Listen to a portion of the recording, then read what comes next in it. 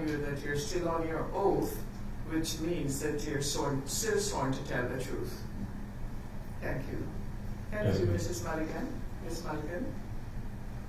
All right, Dr. Swan, I'm going to take you to some particular parts of the report that you've provided to try and clarify some of the things you've said and seek your expert opinion on some other issues. Sure. You note, I'm going to take you to page 3 of your report.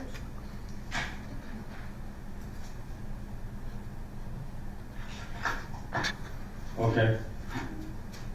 In the middle of the page, you set out the extensive research you did, the different archives, and you indicate that based on what was available in scouring thousands of pages of primary documents, you feel confident in your findings. Is that right? Yes. Aside from the documents that you have provided as exhibits to your report, is it fair to say that you would have looked at other documents as well, considered other information? Yes. You have at page 3 set out comments made in 2014 by the then governor to Bermuda, George Ferguson. At the bottom of the page, at page 3? Or if my pages maybe numbered different? Oh, yes, it's page 4 for me, but I have it. Okay, do you have it? Yes, ma'am. So in July 2014, you have quoted Governor George Ferguson from Hansard, is that right? Yes. And at the, well, maybe you can read out the statement you've quoted, and then I'll ask you a question about that. Okay. The compulsory purchases and other compulsory land transfers related to U.S. naval aviation requirements during the Second World War clearly disrupted communities and the Bermuda natural landscape.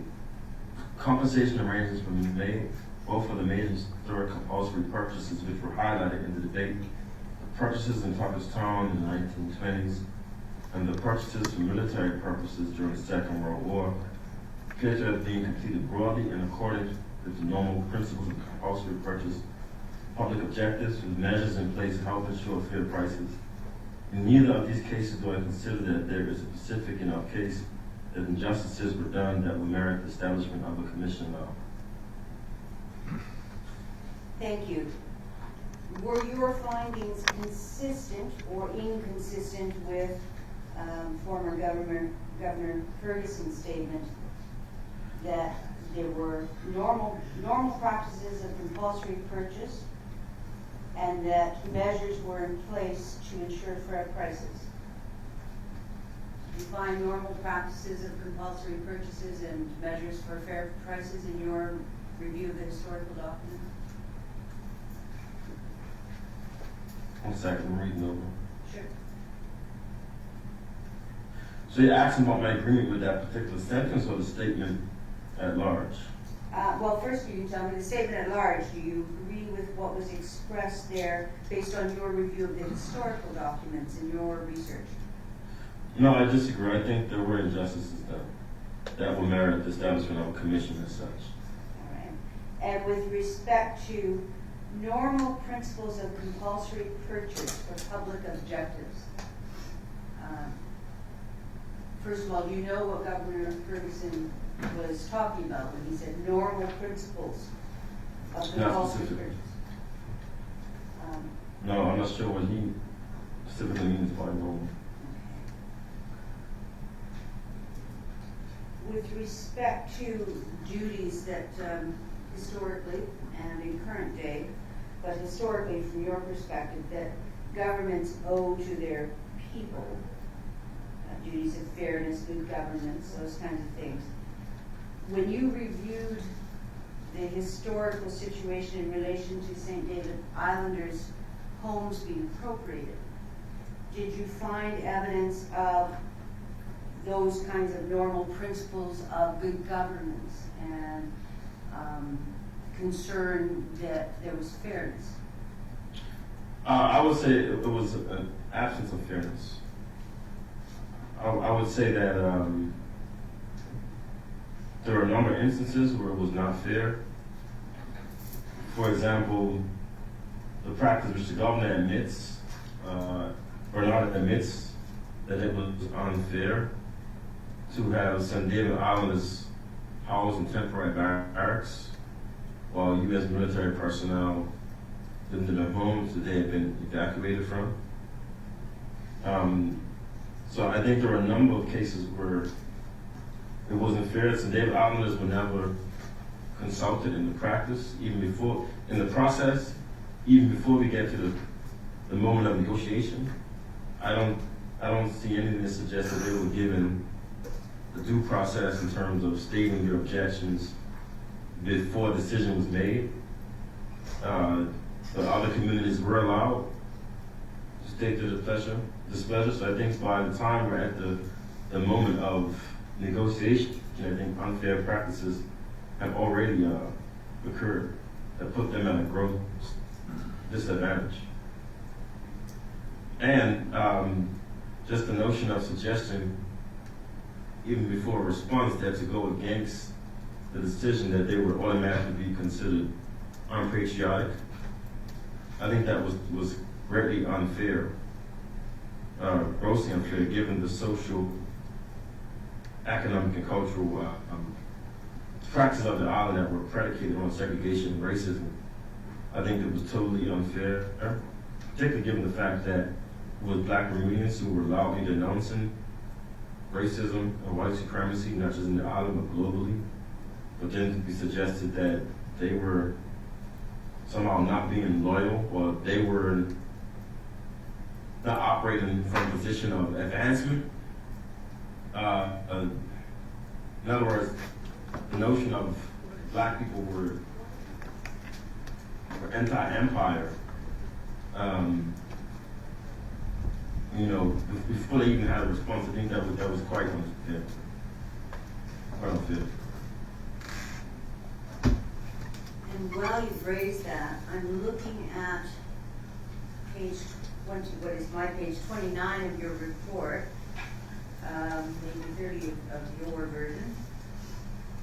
It's a paragraph beginning, the building of the base resulted in the claiming of 118 properties. You can locate that.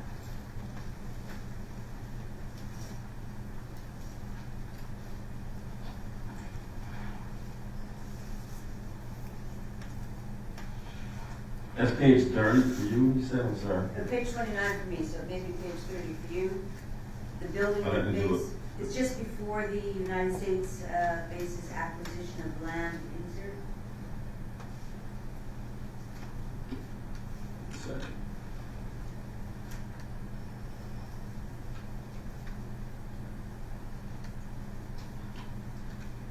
The rehabilitation. It's page 38.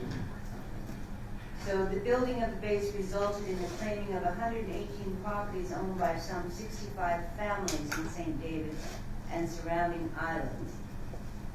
It involved the acquisition of 437 acres and 750 acres of dredge fill. Yes. You raised the issue in your answer of these families being moved into barracks. You moved quickly into barracks. All of a sudden they have 10 days. And U.S. military, in some cases, occupying the homes that had been dispossessed of. You also indicated that there were 4 barracks. Is that right? Yes. When you say barracks, are we talking about 4 living units? The term was 4 prefabricated units. Units. I'm going to get the exact phrase.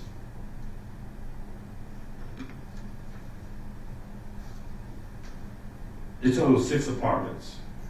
6 apartments. Mm-hmm.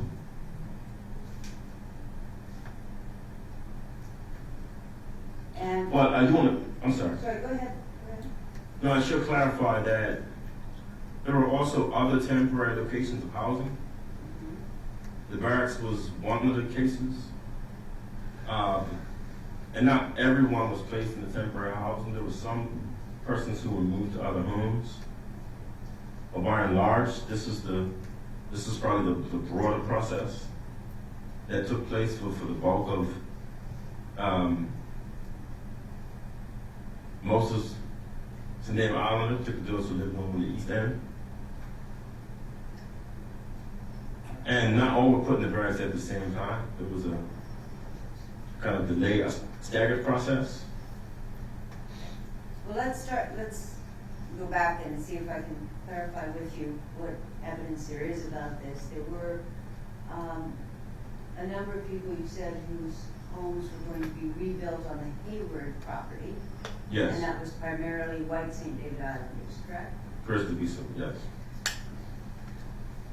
Were there ever any white St. David Islanders placed into these 6 apartments, first of all, the barracks, that you could see any evidence of that?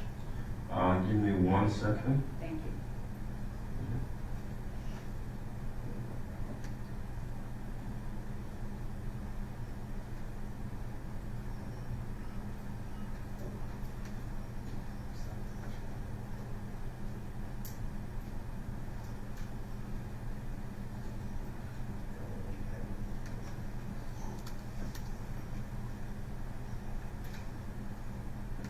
Well, usually, at least the white residents that I can identify, such as Raymond Hayward and Charles Hayward, they were put on the Sophia estate. So I can't state with certainty that white St. David Islanders were put in the barracks. I cannot state with certainty. Did you see any evidence? Well, you've shown us some evidence that some of the black St. David Islanders were put in the barracks. For instance, the gentleman who was an invalid. Yes, Solomon Fox. With his family.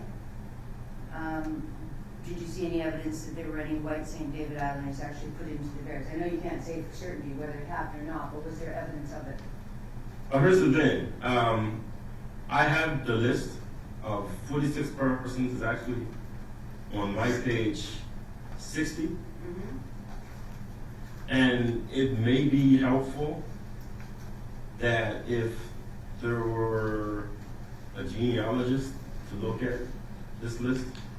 I think it's on our page 46, persons for whom temporary accommodations will have to be built. Is that the list? Yes, that's the list. That's on our page 46, I believe. And some of these are the barracks. Most of the barracks, but also you will see Black Horse property, which was owned by Gosling, Sophia Estate, a carriage property. Those were the others. The rest looked to be a barracks, which were not there at the time. They had to be rapidly built, mind you. So in some cases, you're able to identify those who are racially black. Some cases, you're able to say, no, that was definitely someone who was white. But in other cases, we would need a genealogist or someone like that to clarify. Yeah, I'm slightly hesitant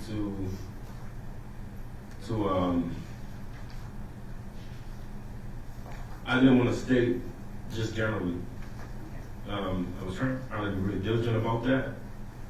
But I would say that, historian High is much more certain than I am in terms of the racial composition of the makeup of those who were, for example, put in Texas. What is pretty clear is that most of the St. David Islanders who end up at the Texas property permanently were put in the barracks on the east. And that broad demographic is made up of, without question, broadly black St. David Islanders.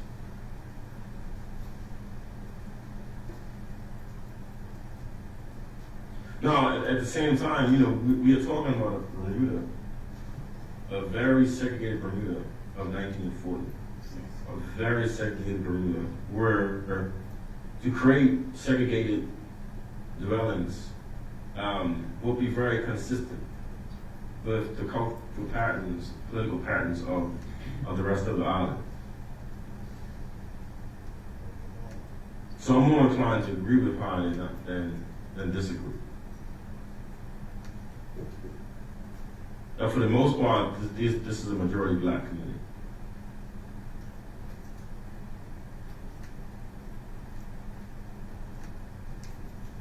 And you said there was some staggering of when people were put into temporary accommodations. Yes. If in fact we're talking about 65 families,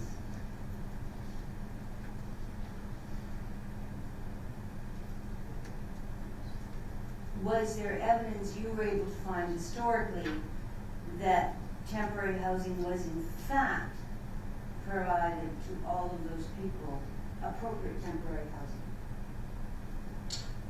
housing? That's a good question.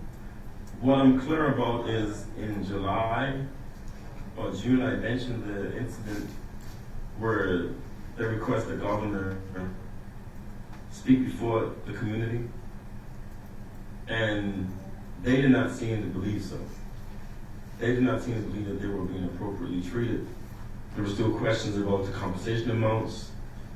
The arbitration tribunals went beyond the duration. So some of the tribunals were being held and affirmed, or some folks are still in temporary housing. Seems to be a very inconsistent pattern about the entire process. It's not. It must have been a very challenging moment, and uncertain moment for this community of San Diego Islanders who had lived in these homes. The families that lived in these homes for some of them for centuries. So there was a lot of disdain about the process. I don't get any sense that they were happy with the housing situation. And I'm sure, I can certainly understand that. These are farmers. These are folks who had access to gardens, who would have had space to walk, who, had a sense of ownership of land that was may not have technically belonged. The cultural abilities, interruption of the foodways and food systems. I would say one of the tragedies, and I do, yes, your first question about my confidence in the documents stands, but as the historian, of course, we always want to be open to more narratives, understanding more experiences. As someone who has worked over years with trying to establish alternative ways of archives, beyond just imperial archives, so to speak, or archives that only hold the master narratives. There are still the Bermuda Recorder, which was, the major black newspaper at the time, is not available for this time period. And that is an archival space that I do have some regret of not being able to access for this period, because I'm certain there would have been discourses around St. David's.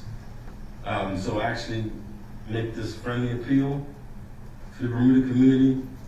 If there are folks who have actual copies of the Bermuda Recorder from the early 1940s, that would be a tremendous contribution. The Bermuda National Library has done an amazing job in digitizing the recorder, but for that time period, we don't have copies of the recorder. So that would be one off-board resource that would have been a tremendous asset, in addition to photographs that community members may have, notes, diaries, and other personal accounts to help us get a picture of what that moment, felt like. Was there trauma that extended from that moment?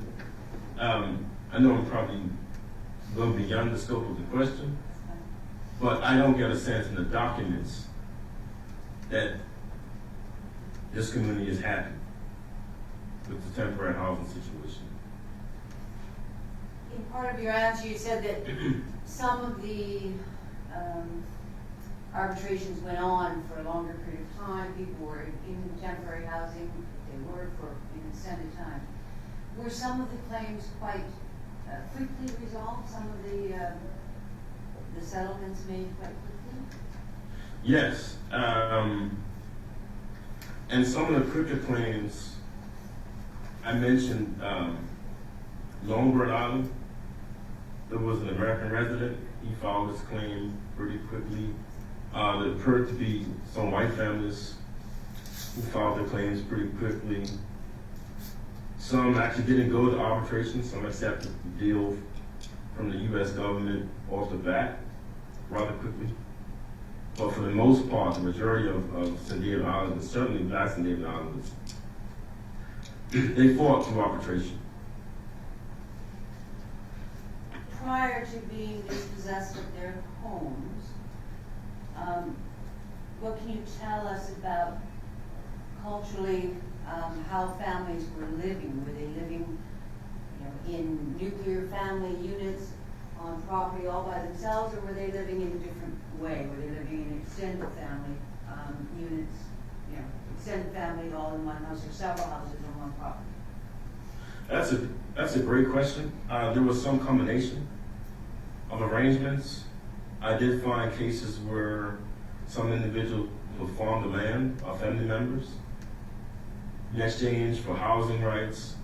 A lot of this comes to a head when the St. David's community is trying to establish ownership of deeds and titles for the land.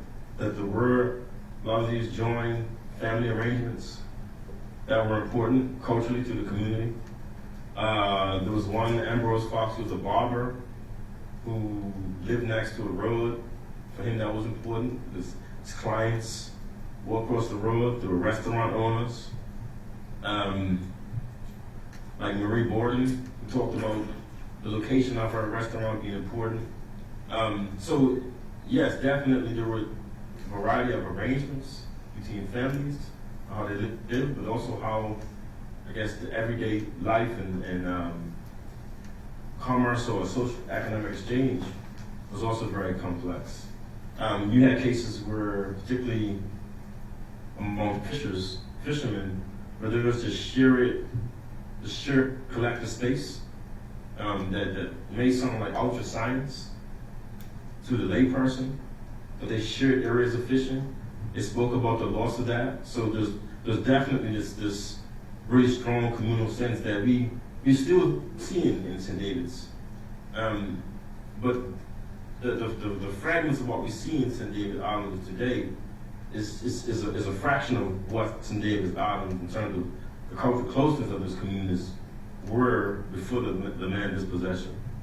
At least that's my absolute opinion on that matter.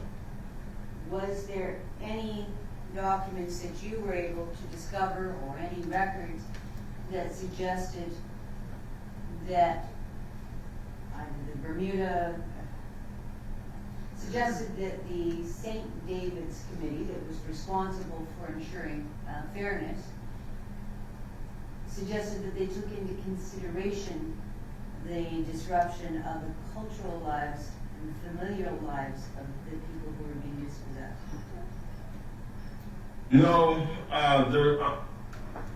now, here's the thing. In terms of the arbitration records, there are over 116, at least about 116. I looked through 90% of those. They have minutes that stem from 1940, November 1942, mostly bi-weekly, sometimes monthly. I looked through the bulk of those. The only major reference to culture that I see is the notes on St. David Islanders that I read, and it was the very pejorative thinking. They reference cultural phenomenon, but usually in the context of an economic factor. So when they mention that Charles War Baby Fox has a dance hall, they don't talk about what dance hall means to the community. That's kind of my, looking through the lens of what a dance hall would mean for that community. They don't mention, the cinema and it being maybe a space, community space. It's simply what's the economic value of this cinema for Charles Warbeck. Right? They don't mention the fact that his wife having a business as a laundry woman is more than just a business. That's also an important social service to the community that would likely drive a lot of people to her space. When we talk about a restaurant or Ambrose Fox being the only barber for him to tell it once in David Island, that's for the committee, right? Once again, it's how much money does Ambrose make from his barbershop? Not that this barbershop has to be a hub of cultural thought, of community shared learning, knowledges, news, very much in the ways in which we enjoy barbershops today, or we know what barbershops mean to black communities today. So we can infer what that meant to these communities then. There's no discussion of, when you take away a cassava farm, the culture loss and the practice of food waste, of how to improve foodstuffs and how significant that is. There's no reference to that. It's simply economic value. Simply economic value as opposed to tourist speculation. And I think that's tragic. Once again, usually the only references to culture are when they're in a negative construct to demean a St. David Islander, at least from the committee's perspective. You had indicated that families may live and work together in the agricultural area or fishing, and may live on the same property, but title, such as it may have existed at the time, would that always be in the names of all the people who actually contributed to the property? Sometimes yes and sometimes no. It was.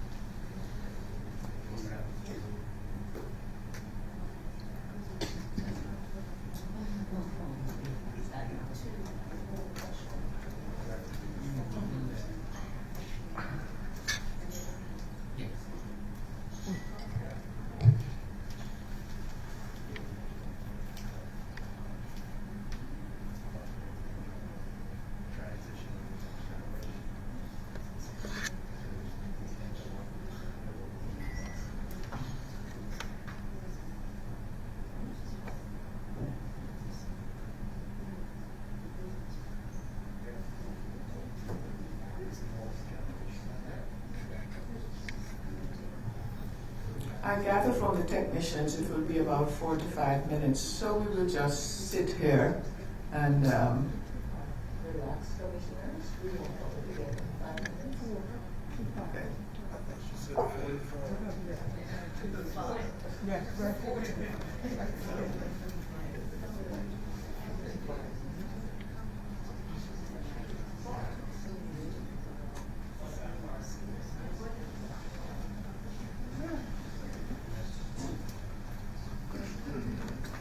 Hello?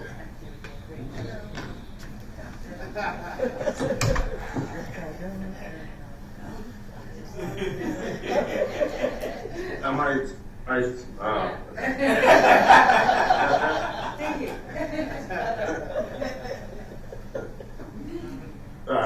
I switched devices. Hopefully this will be a little more distant. All right, so you were saying, I think before the unexpected break, that sometimes families would have several names on the title to a property, and sometimes only one, right? Yes. Mm-hmm.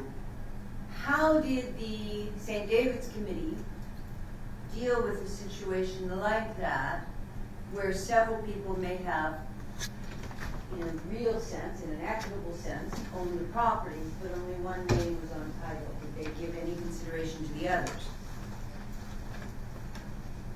I would say yes in some occasions, but I still would hesitate to say it was consistent there was one case that went, at least in 1948, was still ongoing because there was an issue in finding a title or a deed. Sometimes arrangements were made, particularly in the case of family members, but it didn't seem to be an even process, at least from my perspective. But there was some dialogue, at least from the side of the families that, those who share property or live on property have some sense of rights. And we're talking about human communities, right? These are human beings with real lives. Families sometimes have fights or issues over land or property. And you do see some of that reflected in the documents as well. If I For the could, book. sorry, go ahead. But sometimes where there was an issue with the title or deed, sometimes money was given directly to the neighbor islanders in the lieu of a home. And sometimes it was based upon, trying to find a home based on an estimate of what they valued the dwellings as being.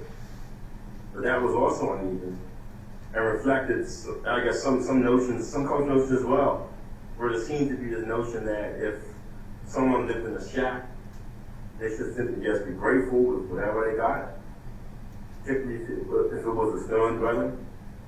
Some Sandiego Islands actually pushed back against it. Said if I was going to build a home out of wood, it would be more sustainable, and it would have been built by now. So you do see some other areas, but the notion seems to be, quote unquote, educated persons were more eligible for direct financial compensation. And you can infer what that means. But I suggest that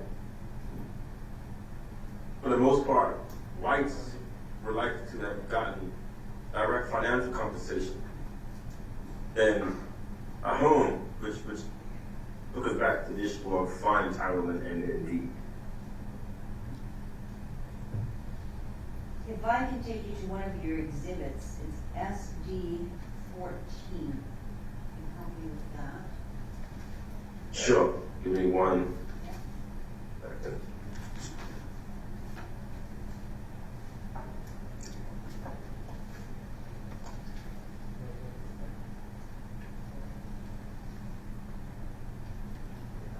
SD 114? No, SD 14. SD 14. SD 14.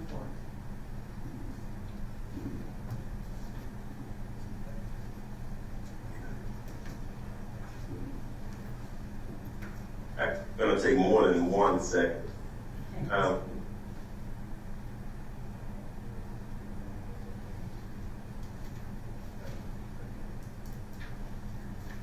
Could you speak to the document? Because I may know exactly what. It's the handwritten, looks like handwritten notes at arbitration of Archibald Ambrose Fox and 5 others.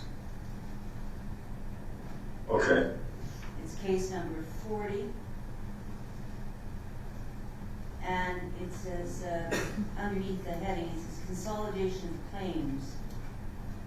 So it appears that there are 5 others. It appears there's 6 people whose claims are consolidated in this one. Yes. Yes.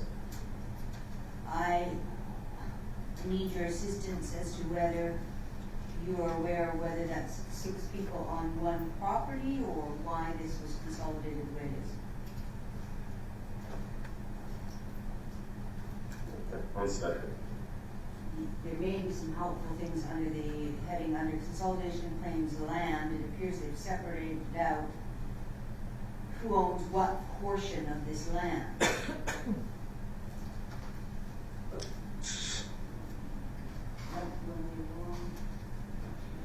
That particular document is frozen again. There it is.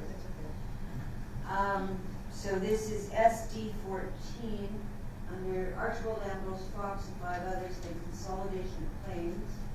And you see listed there are 3 different plots of land, 1/6 owned by, it looks like, Archibald And then Sweeney, RC Fox, and MA Fox on the half, and AC Fox and SES Fox on the third, or at least it says land and has those figures beside it.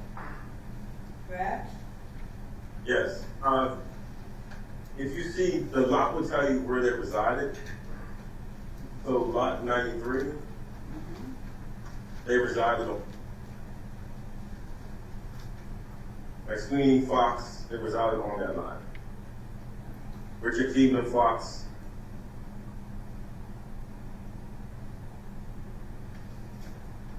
So, Which is why their claim is.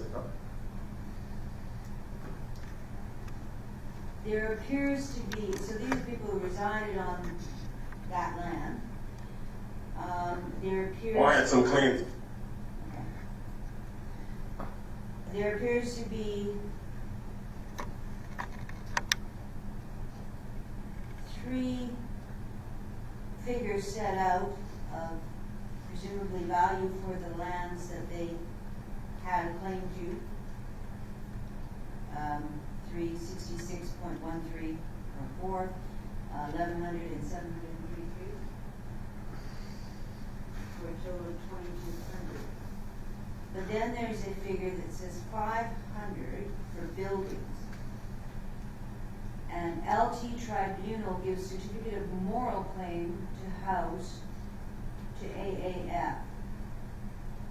Were you able to discover what criteria upon which the LT Tribunal, first of all, what is the LT Tribunal? Okay, I can definitely assist. Since there are 16 pages in SD 14, I want to make sure I'm on the same page. You, Counselor? It's the first page that I have in So- SD 14. The very first page, which is case 40. It has the red underlining of Archibald Ambrose Fox and 5 others of the town. Got you. Okay. So just look So the at LT would be I would guess Land Title Tribunal. okay? And this was another process in which they tried to establish the title. And the moral claim seemed to be in lieu of an actual deed. Maybe one of the cases could have been the duration of the time that Archibald lived on that property. It could have been his involvement on that property as running his business on that property. I mean, actually, the actual definition of moral claim is actually embedded within one of the documents, but if not, I could submit as evidence. There is another specific document that references all the tribunal cases and the list of deeds able to establish and the ones that they could not. I could submit that to the commission if desired. I believe it's part of my evidence, but if it's not, I could submit that. It's pretty extensive. We see that others received nothing for buildings on the property they had claimed to. And then loss of earnings only Archibald Ambrose Fox. Stopping there for a minute, were, in your review of the historical documents and evidence, were people consistently compensated, first of all, for any loss of earnings? Or was it random, as far as you can see? I don't know if it's random, but what I will say is that there you see an amount. There's an amount of usually 10 to 12% of. It wasn't always called it wasn't loss of earnings, but it was, I guess, hardship. And there was a case where I believe her name was Helen Fogo. She expressed hardship. She received a compensation of 10%, versus Sperling received, not mistaken, close to 20. But he wasn't a resident of St. David's. gets on the property there. As opposed to Fogo, she was a resident and had to move. So that was striking to me, because that didn't seem consistent. Usually it was 10 to 12%, and it ranged somewhat, but spread of 20% was pretty striking. So in terms of the earnings, it's also seemed like, and once again, I'm speaking to the examples that I utilized. There was a sense that certain occupations had to kind of prove the income. Once again, going back to this notion of tourist speculation, that was given that seemed to have been factored into some of the claims. But Fox as a cassava planter, it seems to be no true compensation for what the loss of the farm would be, or loss of these farms would be years later. It's calculated what that immediate concern or immediate loss was, or what that would mean over time. Seems to be pretty open. Yeah, I noted in some of the documents, you can correct me if I'm wrong, that loss of income was occasionally paid for a period of 3 or 4 months only. Exactly. Yes. Now, in this particular document, there seems to be loss of earnings for Archibald Ambrose Fox, offered at $300, and then he also received a compensation of 20%, whereas others received 10. Exactly. Now, Ambrose is the largest cassava grower in St. Davis. So he's a major farmer who he can clearly prove his his work. I shouldn't say easy, but it's a strong argument that he has, which was reflected in that 20%. He also worked in motorboats, fishing, sailing boats. He was a laborer in oil jobs sometimes. But it's a major cassava producer of the island. So this loss was significant. He also grew potatoes, carrots, melons, beets. When So this the loss very significant. when the committee gave that compensation and relocated persons, in this case, I believe he went to Texas, did the committee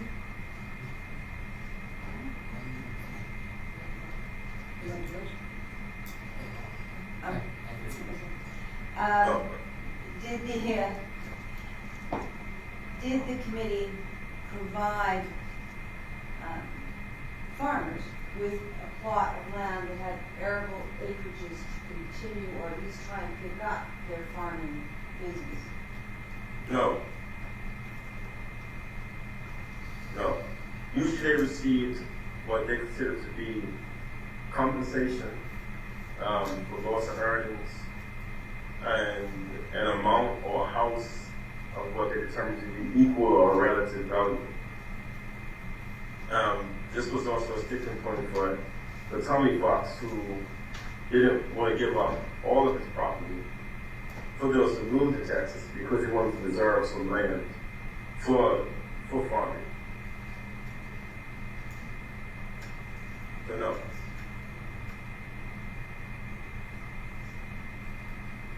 On this particular document, written in red, is held for reinstatement of A.A. Fox. And I've seen the term in these documents, reinstatement. Were you able to determine what that meant at the time? Yeah, reinstatement basically would mean what this means is that the U.S. government had ordered him to evacuate from his property, but they held that off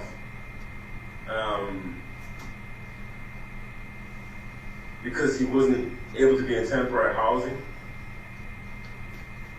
So I've seen that term referred to these individuals who were kind of stuck in this middle space, and they would be like the next wave of folks who would be moved to temporary housing. And that's what I understood it to mean. If we can go to the next page of that same exhibit, I won't go through all these exhibits, but I think it's important to go through one example so you have the foundation of your work and your opinions. This next page, how are the titles cannot hear this unless 6 persons notified, present, or represented. And then AAF to substantiate loss of earnings claim. And you said that AAF, Mr. Fox, in this case, would have been well able to do that, correct? Yes.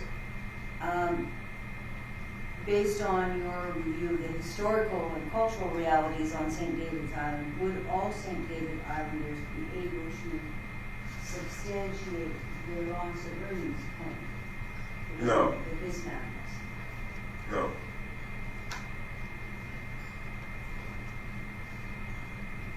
And from your review of the documents, it seemed to be a requirement of the committee that St. David Islanders had to find some way to substantiate their loss of earnings. Yes.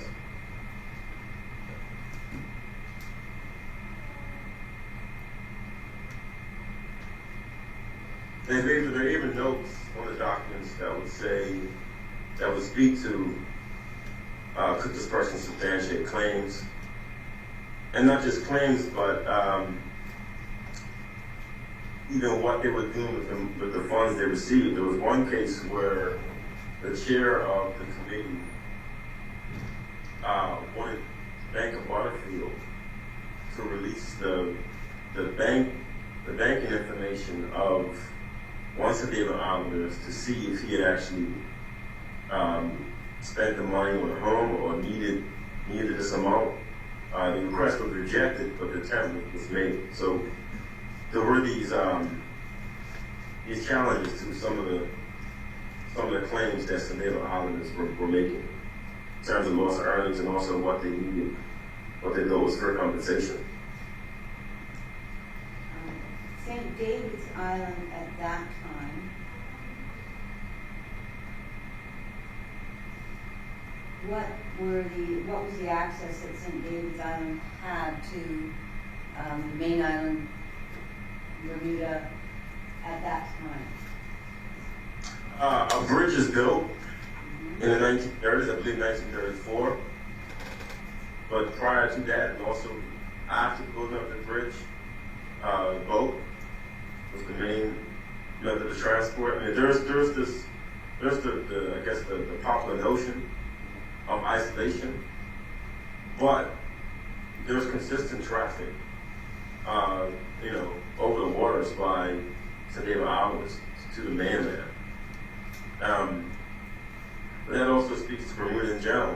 There's a time when, black Bermudians would sail for Cutmatch or take boats for Cutmatch.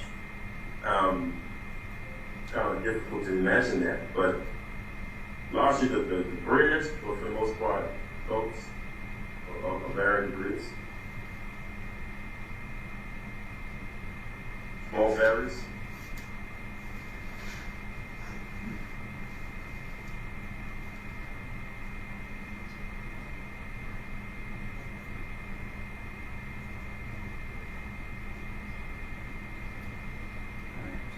I'll take you to another document in just one moment.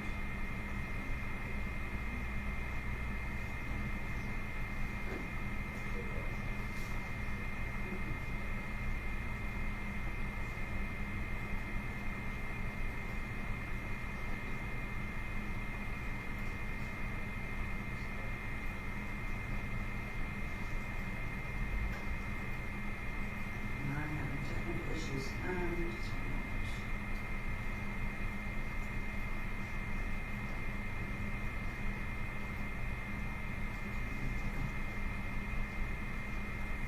I'm not seeing it, so I'll go back to your report just while I'm doing that. No trouble.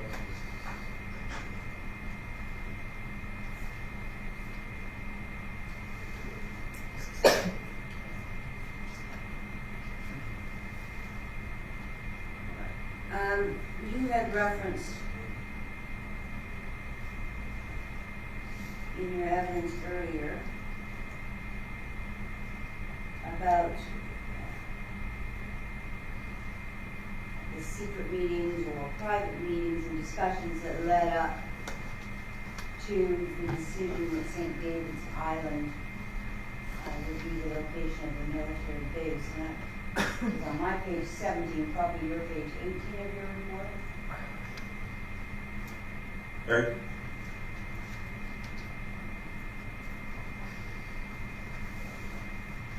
And you indicate that to surmise St. David's was chosen as the site for the base via covert discussions and debates between the U.S. military, British colonial officials, and Bermuda's white elite, taking place behind closed doors and not part of public discourse. Yes. In your historical review of the appropriation of lands in various by various colonial governments or by colonial authorities, would there normally be a public discourse and disclosure to those affected? Well, it's actually semi-public. Because when we think about Bermuda in this moment, the relationships between the colonial government and Bermuda's oligarchy are really close. So discussions about the base and St. David Island is taking place at social parties with members of the Bermuda Committee that are likely segregated, but they're not in the House of Parliament, but they involve House of Parliament members. And that's where the tension for me, lies. There were some members of Bermuda's oligarchy that are part of the discussion, but St. David Islanders are not. And it likely also included the elected representatives of St. David's and St. George's, but they're not consulted. So I think what this actually reflects to me is a typical pattern of the social other, or black communities, or vulnerable communities that have historically been exploited by corporate interests or state interests, not just in Bermuda, but across the world, where the lands are, taken, or highways that built next to the communities, factories that lead to issues, environmental issues. There's a long tradition of the lives of folks, black and brown communities, being treated with just such neglect. And if anything, for me, this reflects that consistent pattern. That I stated is not unique to Bermuda at all. It's part of the experience of people of African descent in the Americas who have been captured and then taken to captured lands and just moved around at will. Whether it's colonialism, gentrification, regentrification. I heard the commission speak last week in reference to places like Tulsa, I believe Rosewood, and I would agree that the case of St. David's and Tuckerstown fits within this broader rubric of Black Lives Not Mattering. But then legality is being used to justify when the common denominator is racism and other variants of it. So, myself and Dr. Francis, the notion of matrices of white internationalism are clear. In the case of Tuckerstown, it's corporate interests, the oligarchy, Bermuda government. In the case of St. David's, it's the U.S. military, British officials, and Bermuda oligarchy once again. So in that context, they could have made a choice, right? There could have been a decision to, include St. David Islanders in the process. There was no mandate where it had to do it this way. Members of the Bermuda Committee, which ostensibly was supposed to represent Bermuda, spent months in England, putting the case on the table. Spent months making suggestions about St. David's. The David Islanders were never asked to make suggestions on other areas, so there could have been a choice. This Bermuda Committee was supposed to be a committee that represented the island. And it was made up of the Legislative Council, the Government Legislative Council, as mentioned, public members like Tucker, Butterfield, who were bank managers, and other MCPs who were supposed to be protecting their electorates. Water, excuse me.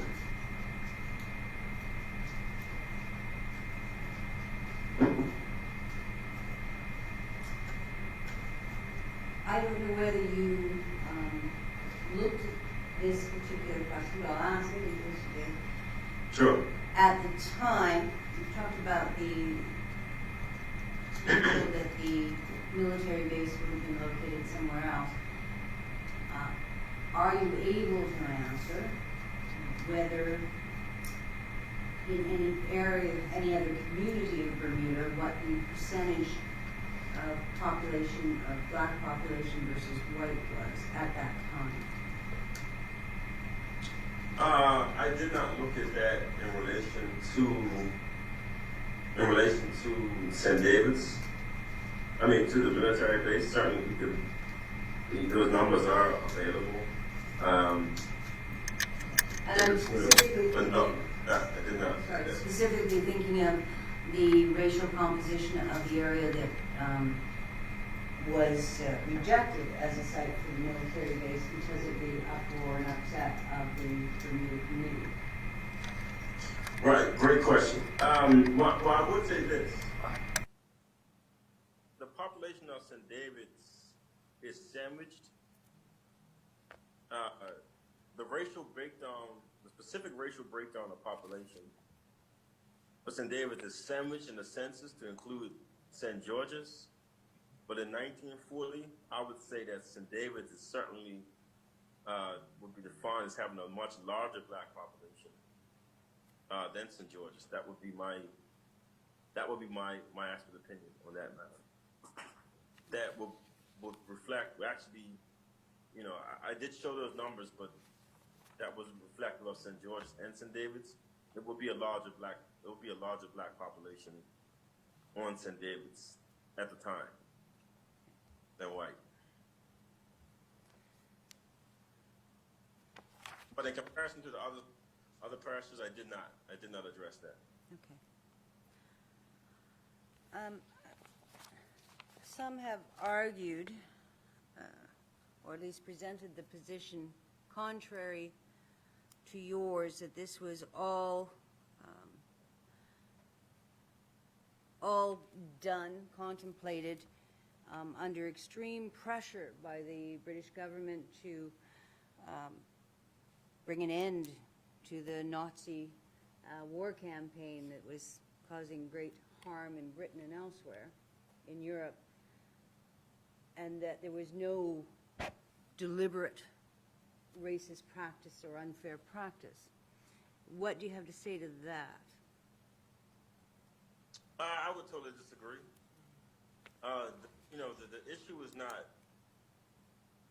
we could have the debate, but we're not having the debate about should a base have been in Bermuda. We're not having that debate. I think the debate that's central to this discussion is why St. David's and not Southampton, or Warwick, when that was the location that was first identified that best suited, the U.S. military. They mentioned proximity to the dockyard, That's the debate. When you look at St. David's, as I've shown, it clearly is targeted because of the population. The choice is couched in terms of less amenities. Notice there's no reference to tourism. This community is sacrificed, and I think to me that's pretty much clear. I think race definitely is a factor. I mean, and the short, I guess, explanation of that is you'll find an institution in Bermuda in 1940 that doesn't involve race or racism. Blacks are, for the most part, disenfranchised across the island. Schools are segregated. Even the hospital is segregated. As a matter of fact, you would note on one of the documents, black people were at such a social economic disadvantage, there was a request made by the black population to the British governor to have a lawyer being brought to the island, a black lawyer. Even that was an issue for the black community. So consistently, there were just these gross imbalances racially that make up the fabric of Bermuda. And I think there's a long tradition of scholarship from Eva Hudson, Ira Phillip, and others who have commented on, what Bermuda was in terms of race. And I also noted in the report was through the Bermuda Recorder in the mid-1930s, it referenced how Bermuda's oligarchy had a penchant for sending all white teams to represent the island. This included the Olympics in Germany in 1936. Bermuda's all-white team had the distinction of saluting Hitler first, the Nazi salute. There were all these flirtations from the white oligarchy with Nazi Germany. So the debate is, once again, the debate's not even about the base in the island itself. The debate is why St. David's as opposed to another area that was more white, more wealthy American, and more in line with the interests of the island's oligarchy. And that area that was more white, more wealthy American, and more in the interests of the island's oligarchy, was that, I'm not clear, was that was the area selected by the U.S. military to serve the military purpose, is that right? Yes, initially, yes. When they made their initial assessment, they targeted the Riddles Bay area, Warwick, parts of Southampton, and also Riddles Bay, which is striking, right? Because Riddles Bay, if you would note from Dr. Francis's testimony, was also made up by a member of the Bermuda Development Company in the 1920s. So we see that the taking of we see that space also now being defended by some of those same board members, such as Stanley Sperling, decades later. So I think that's the other story in both of these discussions about these networks of white power that, black onlookers, not just black onlookers, but, observers have commented and called by various names over the years. The oligarchy has been one term. It's been the 40 Thieves. It's been the vested interests. I think we've had some hesitancy in actually unpacking what that looks like. But I can tell you that in working on this project, that network and its connection to colonial structures is very clear. It's very clear and pervasive. So strictly from a U.S. military perspective, St. David's wasn't their first choice. No, not at all. Okay. Now, they looked at St. David's, but they did not choose St. David's. It included more dredging of land, which I showed. They actually felt that the land area they chose, there were less residents in the work area, which I thought was interesting as well. So no, that wasn't the initial choice. All right. Turning to a related area, I wanted to ask you some questions about the agreement between the U.S. and Great Britain. You indicated that it was under the broad scope of the sorry, I've forgotten the name, the exchange of land for military bases in return for military equipment or ships, battleships. Yeah, Troy has the basis agreement, yes. Yes. And we know, I think, you can correct me if I'm wrong, that the military, the U.S. military, received a 99-year lease on the property, right? Yeah. And is there, in fact, I think you provided something that appears to be a written document referable to that lease. Is there, in fact, a lease document? Could you point me to the document specifically? I know I attached the arrangement. I've attached the several acts. Yeah, the one that yeah. I'm referring to, if I can just have a moment.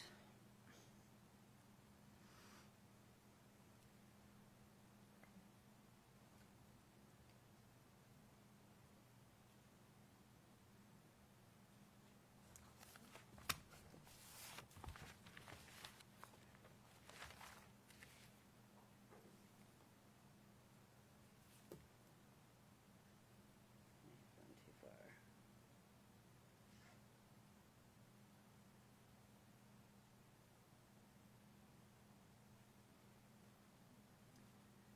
Well, actually, there's a reference to it. Let's start with a reference to it in SD 18A, SD 18A 18A, which is the West Indies yearbook. Just it makes a reference.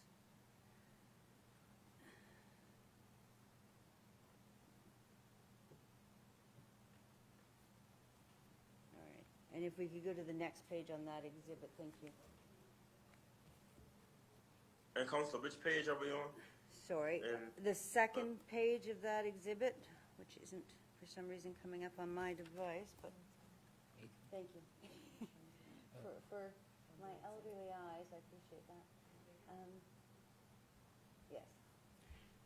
All right, so this particular reference in this document refers to what was happening in 1940 between the imperial government and the United States to lease air bases to the United States, well, naval and air bases, correct?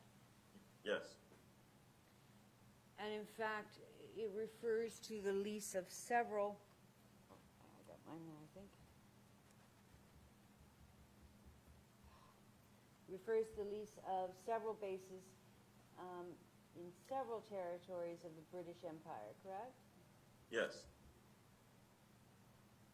And it talks about, in very, I'm going to suggest to you, and you can tell me if I'm wrong, but sort of in vague terms, what would be received in return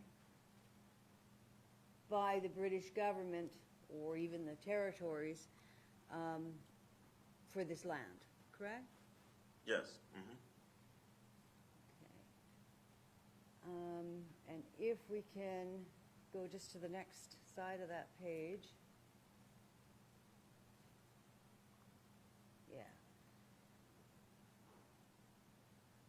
So at the very top there, sorry, at the top of that paragraph, immediately following, this is under exchange of notes, and immediately following this declaration by the Prime Minister, the Marquis of Lothian, the then British ambassador at Washington, addressed on September 2nd, 1940, a letter to Mr. Cordell Hull, the American Secretary of State, conveying an offer of a grant to the government of the United States freely and without consideration of the lease for immediate establishment and use of naval and air bases and facilities for the entrance thereto and operation and protection thereof on the Avalon Peninsula and on the southern coast of Newfoundland, and on the east coast and on the Great Bay of Bermuda. Continue on. Then it goes on in the next paragraph to talk about the Caribbean, British Guyana, correct, Jamaica, and then if we can go to the next portion of that article. There we go.